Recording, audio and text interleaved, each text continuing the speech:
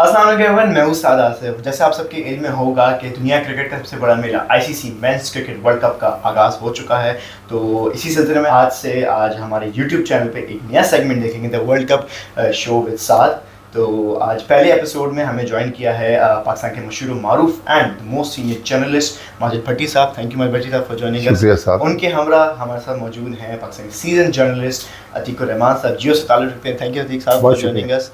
भट्टी साहब, world cup के साथ साथ पाकिस्तान क्रिकेट टीम का भी वर्ल्ड कप का सफ़र का आगाज़ हो चुका है।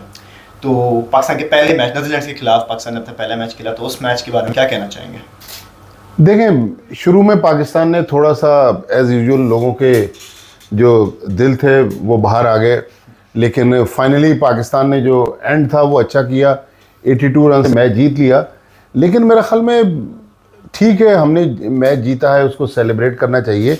लेकिन ये पाकिस्तान का इस पूरे टूर्नामेंट की जो 9 मैच पाकिस्तान ने खेले, ये सबसे हल्का मैच था। असल मैचेस जो हैं ये मंगल से जो पाकिस्तान श्रीलंका का मैच है, बल्कि श्रीलंका की टीम भी क्वालिफायर टीम है। उस मैच को भी आप इतना ज़्यादा श्रीलंका एशिया कप जीती हुई थी थोड़े दिन पहले तक, फिर इंडिया ने जीता, उससे पहले वर्ल्ड चैम्पियन रह चुकी है। लेकिन जो असल पाकिस्तान का टेस्ट है, जहाँ से पाकिस्तान का मेन टूर्नामेंट शुरू होगा, वो शायद 14 तारीख को पाकिस्तान इंडिया मैच के बाद।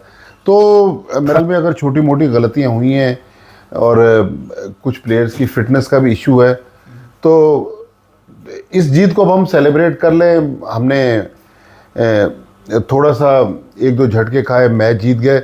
लेकिन जो अगर पाकिस्तान पहले 2 मैच जीतकर इंडिया के मैच में आगे जाता है, तो ये कि निस्बतन उसका मॉरल हाई होगा। हाँ, अगर 2 मैच जीत गया और तीसरे मैच में इंडिया को हरा दिया, और 1,32,000 की कैपेसिटी का है वो नरेंद्र मोदी स्टेडियम, तो वो तो फिर माहौल ही कुछ और होगा।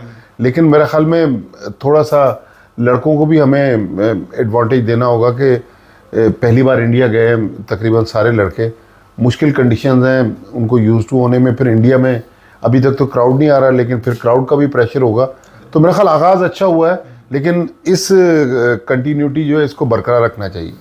अतीक भाई, जिस पिच पे 300 प्लस हो रहा था, 350 तक का स्कोर था, उसके सामने नीदरलैंड जैसी बॉलिंग के सामने 280 रन तक का स्कोर देना, क्या कहना चाहेंगे? बैटिंग में कुछ लैग कर रहे हैं हम कई जगह। देखें, पिच की बात तो मैं बाद में करूंगा, लेकिन जिस तरीके से हम बात करते हैं कि पाकिस्तान का पेस अटैक दुनिया का टॉप क्लास पेस अटैक, और तो पहले तो उस पर आएंगे कि इतने बड़े पेस अटैक के सामने जो है फिर न्यूजीलैंड जो है वो सब कुछ कर गई। तो भाई देखें, जिस तरह माजिद भाई ने कहा कि वर्ल्ड कप की जीत, पहली जीत बड़ी अहम होती है, तो हमारा जो है मोराल यकीनी तौर पर हाई हुआ होगा। ठीक है, जो खामियां हमें नज़र आई, लेकिन पाकिस्तान को जिस तरह कहा जा रहा है कि इंडिया के अंदर 350 भी जो है चेजिबल है, अगर 370 या 380 स्कोर होता है तो जाके फाइट होती है। लेकिन कल पाकिस्तान ने जिस तरीके से 280 पे भी उसको इस तरीके से किया है, हारिस रऊफ ने बहुत ज़्यादा एग्रेसिव रहे। ऐसी बॉडी लाइन जो हारिस रऊफ की थी, वो ओवरऑल जो है मेरे ख्याल से पूरी टीम की नज़र आनी चाहिए थी, जो नज़र नहीं आई। भट्टी साहब, इस वर्ल्ड कप के स्क्वाड में, हमारे 15 टीम स्क्वाड किया है, इसके वर्ल्ड कप के स्क्वाड में आपको कोई मिसफिट लगा पूरे स्क्वाड में? देखें, हमारी कोई जो अभी नए सेंसस हुई है, 25 करोड़ पाकिस्तान की आबादी है। 25 में से अगर 15 लड़के जो पाकिस्तान को रिप्रेजेंट कर रहे हैं, 3 ट्रैवलिंग रिजर्व भी लगा लें, हैं तो खुशकिस्मत माँ बाप कि जिनके बच्चे 18 लड़के पाकिस्तान को इंडिया में रिप्रेजेंट कर रहे हैं। लेकिन मेरी ज़ाती राय है, मैं ये नहीं कह रहा कि कोई मिसफिट है। अभी भी ओपनिंग स्लॉट में हमारे पास कोई बेहतर ओपनर हो सकता था। हम बार बार फ़खर ज़मान पर भी प्रेशर बिल्ड कर रहे हैं। स्पिनर्स हमारे अभी भी लैग कर रहे हैं। हाँ, एक चीज़ जो अच्छी हुई वो 5वें नंबर पे सलमान अली आगा को फाइनली हमने खुदाफिज कहा। सऊद शकील ने अपने आप को मनवाया और लोग उसकी वाह कर रहे हैं। फिर हमारा स्पिन बॉलिंग का डिपार्टमेंट देखें, टॉप से तो फास्ट बॉलर्स प्रेशर बिल्ड करते हैं, मिडिल ओवर्स में स्पिनर्स वो प्रेशर लूज़ कर जाते हैं। हमारे स्पिनर्स की परफॉर्मेंस शादाब ने नेदरलैंड के मैच में अच्छी बॉलिंग की, अच्छी बैटिंग की, लेकिन शादाब का पिछले 1-1.5 साल में अगर आप ओवरऑल ट्रैक रिकॉर्ड देखें, हल्की टीमों के खिलाफ उनकी परफॉर्मेंस है। जहां बड़ी टीम आती है शादाब खान परफॉर्मेंस नहीं करते, इंडिया के खिलाफ परफॉर्म करते हैं, ऑस्ट्रेलिया के खिलाफ, साउथ अफ्रीका, न्यूजीलैंड, इंग्लैंड, तो मैं तो उस वक्त शादाब खान को मानूंगा। फिर हमारे पास अगर हम सरफराज को ले जाते as a reserve wicket keeper, तो हमारे पास एक और एडवांटेज था कि हम सरफराज को एज ए ओपनर भी यूज़ कर सकते हैं। इन इंडियन कंडीशन में जहां गेंद स्पिन हो रही है, वहां पर मेरे ख्याल में सरफराज का इस टीम में होना बहुत ज़रूरी था। लेकिन अब चूंकि टीम सेलेक्ट हो गई है, टीम इंडिया में एक मैच भी खेल गई, तो हमें इसी टीम के हौसले बुलंद करने। लेकिन इस कैंपेन में जब हम आगे जहाँ तक भी जाते हैं, मेरे ख्याल में बाबर आजम जब तक परफॉर्म नहीं करेंगे, पाकिस्तान टीम से तवक्कुआत रखना हमारे लिए बहुत मुश्किल होगा। देख भाई, भट्टी साहब ने फ़खर ज़मान का जिक्र किया, तो क्या अब हमें चेंज लाना चाहिए अपने ओपनिंग स्टैंड में? क्योंकि फ़खर ज़मान के पिछले मैचेस में भी देखें तो एज एच कोई हमें ख़ास परफॉर्मेंसेस दिखी नहीं है, तो क्या हमें अब्दुल्ला शफीक को एक और चांस देना चाहिए? क्योंकि एज अ सीनियर प्लेयर उनका काम है कि टीम को एक अच्छा स्टार्ट देना। या तो उनको चेंज करें या इंडिया तक उनको रखें, टीम में रखें, स्टार्टिंग 11 में रखें कि एक सीनियर बैट्समैन के तौर पर। देखें, ये उतार चढ़ाव बैट्समैन के उसमें आता है, लेकिन फ़खर ज़मान का कुछ ज़्यादा लंबा हो गया। अब ऐसा नहीं होगा कि फ़खर ज़मान किसी एक मैच में स्कोर कर, अगर श्रीलंका के अगेंस्ट स्कोर कर जाते हैं तो आप उनको ये कहना शुरू कर दें कि उनकी फॉर्म वापस आ गई। फॉर्म आने में फ़खर ज़मान के टाइम लगेगा। जिस तरीके से वो इतने पीछे जा चुके हैं, तो उनके फॉर्म आने में भी टाइम लगेगा। तो पाकिस्तान को यहाँ ख़ास तौर पे बाबर आजम को या उनके थिंक टैंक को कोई डिसीजन लेना पड़ेगा। ठीक है, फ़खर ज़मान ने माजी में बहुत अच्छी इनिंग्स खेली, उनका ट्रैक रिकॉर्ड बहुत अच्छा है, लेकिन अब ऐसे मौके पर वर्ल्ड कप जहाँ शुरू हो चुका है, वहाँ हमें जब तक आप ब्रेव डिसीजन नहीं लेंगे, टीम के लिए डिसीजन नहीं लेंगे, तो आपको मुश्किल होगी। देखें साथ, ये जो अतीक बात कर रहे हैं ना, 11 मुसलसल इनिंग्स में 50 ना बनाना, ये मेरे ख्याल में एक सीरियस कंसर्न की बात है। फिर वो डॉक्टर कहते हैं ना कि अगर जिस्म के किसी हिस्से में कैंसर हो जाए, इससे पहले कि कैंसर पूरे बॉडी में फैल जाए, उस हिस्से को काट दें। तो नो डाउट माजी में फ़खर ज़मान की पाकिस्तान के लिए बड़ी सर्विसेज हैं, अल्लाह करे कि अभी भी वो परफॉर्म इंशाल्लाह करेंगे। लेकिन इंडिया जैसे माहौल में जहाँ मीडिया की इतनी हाइप है, उनके यूट्यूबर्स, उनके सोशल मीडिया, उनके न्यूज़ चैनल्स पे इतना कुछ बोला जा रहा है, मेरा ख्याल में अब फ़खर ज़मान को 1-2 मैचों का रेस्ट दे दें, अब्दुल्ला शफीक को ट्राई कर लें। बल्कि अब्दुल्ला शफीक को भी छोड़ें, हाँ, आप रिजवान या बाबर आजम में से कोई एक ओपन आ जाए।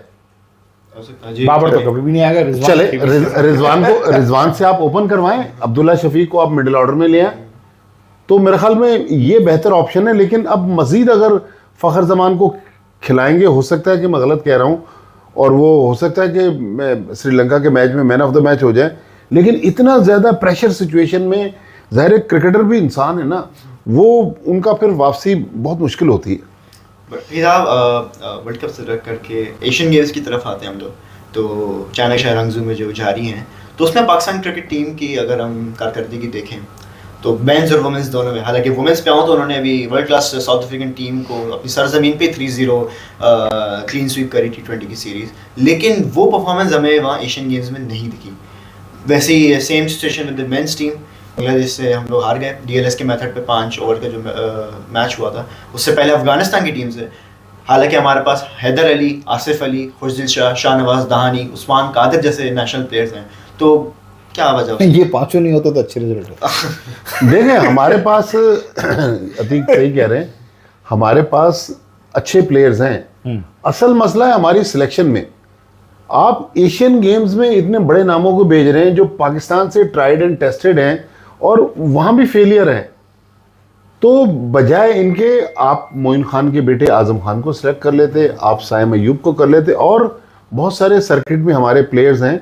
मेरा ख्याल में मेंस और विमेंस दोनों टीमों की बात कर रहा हूँ, बहुत ज़्यादा मीडिया हाइप देने से आप टीम को जितवा नहीं सकते। वक्ती तौर पे तो आपको हेडलाइंस मिल जाती है, असल जो है प्लेयर्स की परफॉर्मेंस बोलनी चाहिए। ये सोशल मीडिया पे किसी ने ट्वीट कर दिया, किसी ने सोशल मीडिया पे टीम की तस्वीरें डाल दी, उससे कुछ नहीं होता। मेरे ख्याल में ख़राब सिलेक्शन, ख़राब प्लानिंग की वजह से पाकिस्तान एशियन गेम्स में महरूम रहा, वरना मेरे ख्याल में मेंस में तो पाकिस्तान को गोल्ड मेडल जीतना था। विमेंस में चलें थोड़ा सा आप एडवांटेज दूसरों को दे दें, एटलीस्ट ब्रॉन्ज मेडल तो पाकिस्तान के पास आना चाहिए था। लेकिन बहुत सीरियस कंसर्न है कि अगर हम अपनी क्रिकेट के साथ ये हाल कर रहे हैं तो ऐसा ना हो कि कुछ अर्से बाद हॉकी वाला हाल क्रिकेट में भी हो जाए। और ये एशियन गेम के लिए दोनों टीमों की जहाँ तक साथ बात है, मुझे तो लगता है कि यहाँ सिर्फ नामों पर टीम सेलेक्ट की गई है, मेंस की तो खास तौर पे।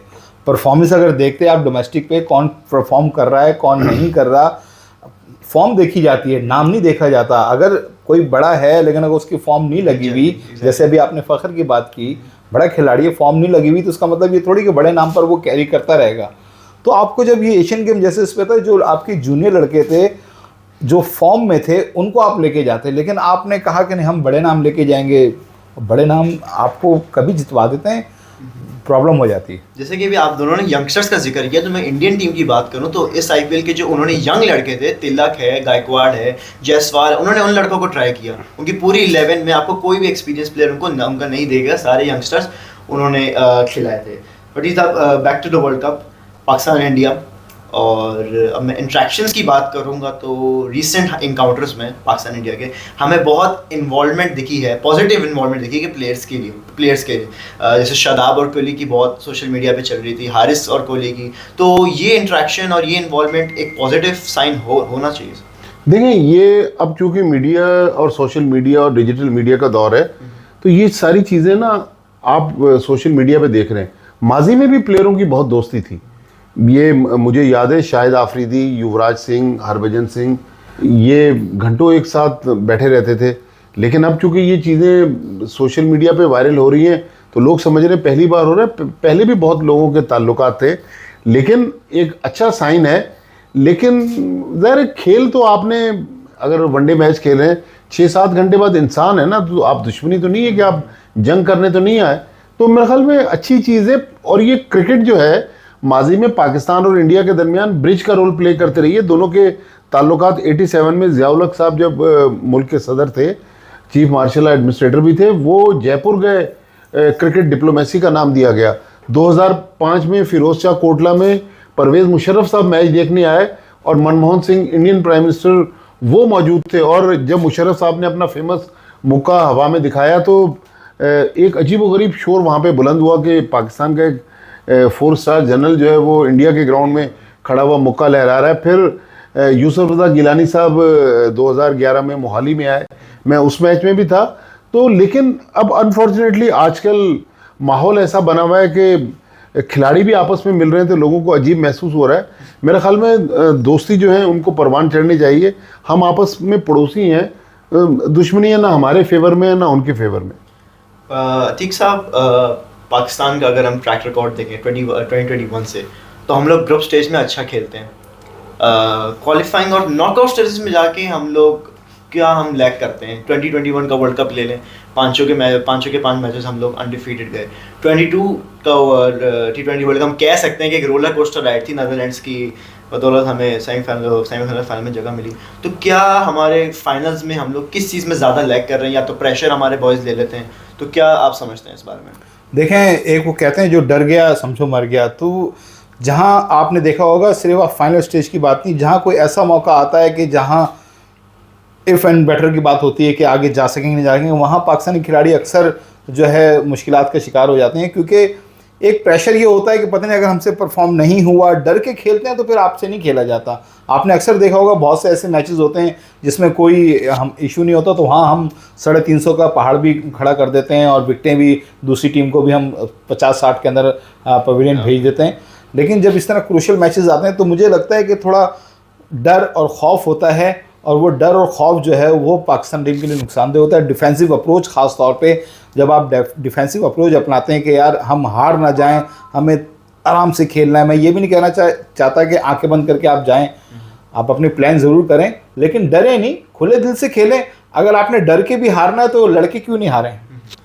भट्टी साहब, पीसी जैसे मैं आपको इंटरनेशनली फुटबॉल की तरफ में आपको लेके आऊँ, तो फुटबॉल में ऐसा होता है कि कोई पर्टिकुलर क्लब होता है ना, वो उनकी एक मैनेजमेंट की तरफ से एक प्लेयर ऑफ द मंथ होता है, प्लेयर ऑफ द वीक होता है जो अपनी टीम से होता है। ये इनिशिएटिव पीसीबी ने स्टार्ट किया। तो देख रहा था उन्होंने प्लेयर ऑफ द वीक और impact player of the match का उन्होंने इनिशिएटिव लिया। तो impact player of the match उन्होंने नीदरलैंड्स के खिलाफ उन्होंने साउथ शकील को दिया और player of the week Babar Azam को उन्होंने दिया उनकी रिसेंट वार्म अप मैचेस की परफॉर्मेंस से। तो क्या ये इनिशिएटिव प्लेयरों की हौसला अफजाई में इजाफा करेगा? देखें, ये अच्छी चीज़ें हैं, लेकिन ये टीम जीत रही है ना, तो सब चीज़ें अच्छी लग रही हैं। सारी खराबियां गलतियां कारपेट के नीचे चलेगी।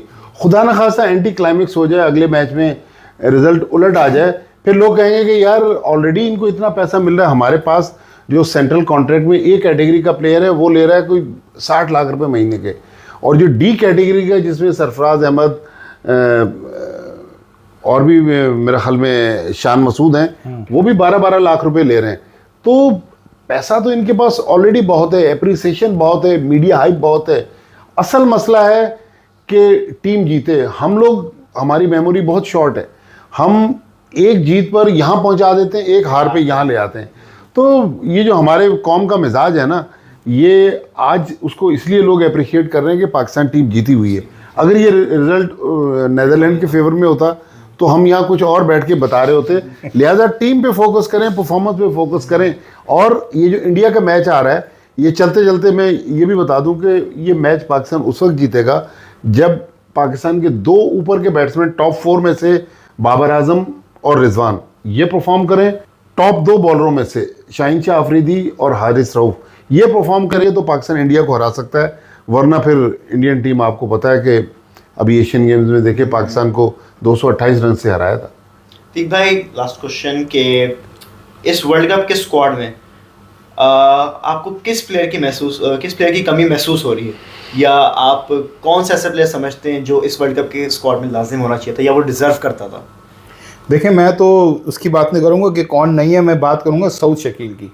कि ये बहुत अच्छी बात है कि वर्ल्ड कप के स्क्वाड में सऊद शकील हैं। और सऊद शकील, अब आप देखिएगा, सऊद शकील ने जिस तरह अगेंस्ट हॉलैंड नीदरलैंड इनिंग्स खेली है, और जब आपके 3 खिलाड़ी आउट हो गए थे, 32 पे आपको 100 लगा देना, और फिर फास्ट उसके ऊपर भी रिजवान और सऊद ने सिंगल करके सिर्फ 50 रन जोड़े। 26 रिजवान ने बनाए हैं और मेरे ख्याल उसके बाद सिंगल। तो ये जो स्ट्राइक रेट तोड़ते हैं ना, तो अब सारी टीमें जो होंगी, खासतौर पे इंडिया, सऊद शकील पे जो है वो अपनी नज़र रखेंगे, अपना प्लानिंग कर रही होंगी। तो सऊद शकील जो है इस टीम को, मैं कहता हूँ, जो मिडिल ऑर्डर में हमें थोड़ा सा मसला हो रहा था, तो एक बहुत ज़्यादा हमें मजबूत वो मिल गया। लेकिन अभी एक जो खामी नज़र आ रही है, वो जो माजबे ने जिसकी जिक्र भी किया, मिडिल ओवर जो है ना हमारी विकेटें नहीं हो रही है। तो हमें, मुझे लगता है कि एक स्पेशलिस्ट स्पिनर उसामा मीर को शायद हमें इस्तेमाल करना पड़ेगा। हमारे साहब जाते जाते अतीक भाई ने मिडिल ऑर्डर की बात की, तो इफ्तिखार अहमद जो कि अभी छाए में रिसेंट पाकिस्तान के मैच में वो वर्ल्ड नीदरलैंड्स के खिलाफ परफॉर्म नहीं कर पाए, लेकिन वार्म अप मैचेस में उन्होंने अपने जोर दिखाए।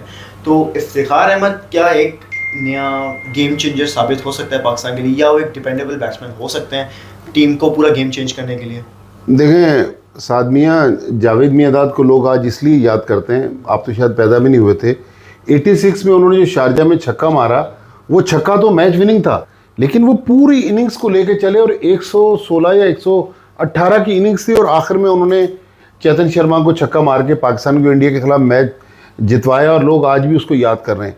लिहाजा Iftikhar Ahmed no doubt highly talented, बहुत उसमें टैलेंट है, लेकिन किसी बड़े मैच की परफॉर्मेंस जो है ना, इंडिया के खिलाफ आप परफॉर्म कर दें, ऑस्ट्रेलिया के खिलाफ, न्यूजीलैंड के खिलाफ, बड़ा प्लेयर वो है जो बड़ी टीम के खिलाफ परफॉर्म करे, फिर लोग उसको याद करते हैं। ये नीदरलैंड के खिलाफ ये नहीं कि सऊद शकील बुरा खेला, क्राइसिस में बहुत अच्छा खेला, लेकिन बड़े प्लेयर्स इंजमाम वगैरह से मेरे बड़ी दोस्ती है, वो यही कहते हैं कि भाई जो कल आपका हो गया ना, वो हिस्ट्री हो गई, अब नया दिन है, नया मैच है। तो इसी तरह सऊद शकील को भी बड़ी टीमों के खिलाफ परफॉर्म करना है।